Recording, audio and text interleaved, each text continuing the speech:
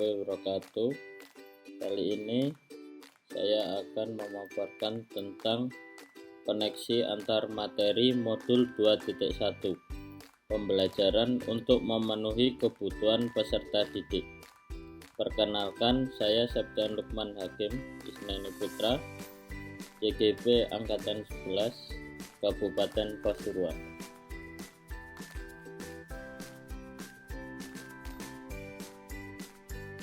Pertama, pembelajaran diferensiasi. Pembelajaran diferensiasi adalah usaha untuk menyesuaikan proses kebutuhan belajar individu peserta didik. Pembelajaran diferensiasi berfokus pada kesiapan belajar, minat belajar, dan profil belajar peserta didik. Terdapat 3 bentuk pembelajaran diferensiasi. Yang pertama yaitu diferensiasi konten atau materi apa yang diajarkan. Isinya adalah materi pembelajaran itu sendiri. Hal ini dapat dibedakan dalam beberapa cara. Pertama, siswa memiliki tingkat penguasaan atau pengetahuan berbeda terhadap suatu mata pelajaran. Beberapa orang siswa mungkin tidak memiliki pengetahuan sebelumnya tentang materi pelajaran itu. Beberapa orang siswa mungkin memiliki pengetahuan secara parsial, dan beberapa orang siswa lainnya mungkin telah menguasai pengetahuan tentang materi pembelajaran itu. 2. Diferensiasi proses, yaitu peserta didik akan memahami informasi atau materi yang diajarkan. Di sini proses berbicara tentang bagaimana seorang guru dapat memberikan instruksi yang tepat kepada siswa dalam proses pembelajaran.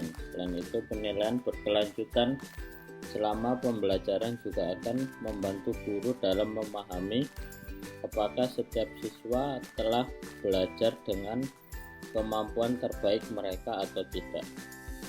Ketiga, diferensiasi produk, yaitu hasil dari apa yang dibuat peserta didik. Dalam aspek ini melibatkan metode yang digunakan oleh guru dalam mengetahui tingkat penguasaan materi atau bahan ajar dari setiap siswa. Untuk mengetahui penguasaan materi itu, seorang guru dapat melakukannya dengan cara melakukan tes, meminta siswa untuk menuliskan laporan tentang topik-topik berdasarkan materi pelajaran dan lain-lain. Dari cara diferensiasi apa yang akan dipakai untuk pembelajaran, saya dapat menggunakan ketiganya atau memilih salah satu saja.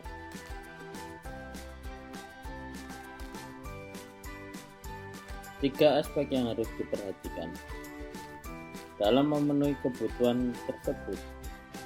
Kita harus memperhatikan beberapa hal, antara lain kesiapan belajar, yaitu kesiapan peserta didik atas materi baru.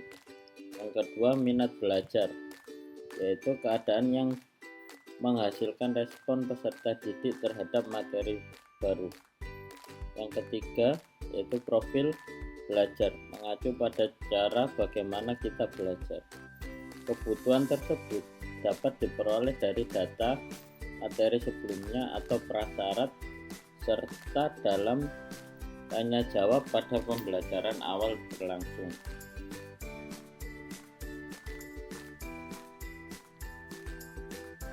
Selain 3 aspek tersebut, terdapat 3 jenis asesmen atau penilaian yang dapat dilakukan. Assessment of learning. Assessment of learning juga dikenal sebagai penilaian sumatif, adalah bentuk evaluasi yang dilakukan setelah proses pembelajaran selesai. Tujuannya adalah untuk mengukur supaya apa yang telah dipelajari dan dicapai oleh siswa. Hasil dari assessment of learning sering digunakan untuk laporan nilai, sertifikasi, atau penempatan dalam program pendidikan khusus. Yang kedua, assessment for learning. Assessment for learning ini juga dikenal sebagai penilaian formatif adalah proses yang digunakan oleh guru dan siswa selama proses pembelajaran, memberikan umpan balik dan menyesuaikan pengajaran dan pembelajaran secara real time. Tujuannya adalah untuk meningkatkan pemahaman siswa dan memastikan bahwa mereka berada di jalur yang benar menuju pencapaian tujuan pembelajaran. Yang ketiga yaitu assessment as learning.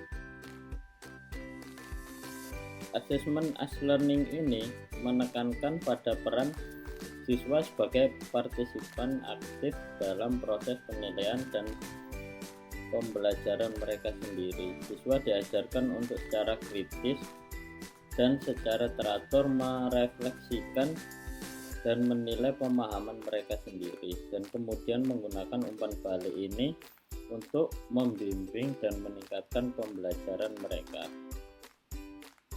Koneksi antar modul 2.1. Yang pertama, koneksi dengan filosofi KHD. Pada modul 2.1, pembelajaran memenuhi peserta didik dapat diwujudkan dengan merdeka belajar melalui pembelajaran diferensiasi. Berdasarkan pemikiran KHD, pendidikan adalah menuntun anak sesuai kodrat alam dan zaman dengan berpihak pada peserta didik sesuai perkembangan minat, bakat, dan potensinya. Hal ini berkaitan erat dengan pembelajaran berdiferensiasi yang bertujuan memberikan pembelajaran kepada peserta didik dengan cara memetakan kebutuhan peserta didik sesuai kesiapan belajar, minat belajar, dan profil belajar peserta didik. 1.2 dengan nilai dan peran guru penggerak. Modul 1.2 dapat dikaitkan pada pembelajaran berdiferensiasi dengan nilai mandiri. Guru mandiri dalam membuat perencanaan pembelajaran. Nilai reflektif. Guru merefleksikan apa yang sudah dilakukan dalam pembelajaran terkait dengan kesiapan belajar peserta didik. Nilai kolaboratif. Guru berkolaborasi dengan guru lain untuk menciptakan pembelajaran yang berdiferensiasi. Nilai inovatif. Guru membuat pembelajaran dari berbagai aspek. Nilai berpihak kepada peserta didik. Pembelajaran berdiferensiasi berakar pada kebutuhan belajar peserta didik. 1.3 dengan visi guru penggerak. Modul 1.3 tentang visi guru penggerak. Seorang guru penggerak tentunya memiliki visi untuk mewujudkan pembelajaran yang berpihak pada peserta didik. Pembelajaran berdiferensiasi adalah salah satu jawaban dari bagaimana cara mewujudkan pembelajaran yang berpihak pada peserta didik. 1.4 Budaya positif.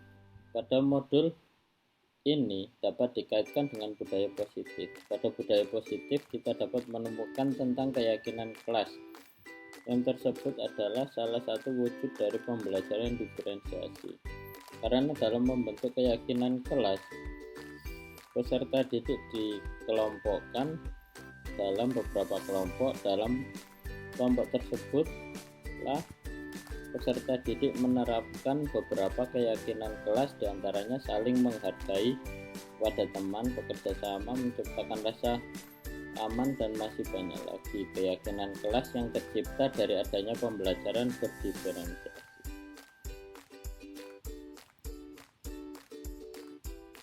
Demikian adalah paparan dari koneksi antar materi modul 2.1. Terima kasih. Salam guru penggerak, tergerak, bergerak, menggerakkan. Semoga dapat bermanfaat.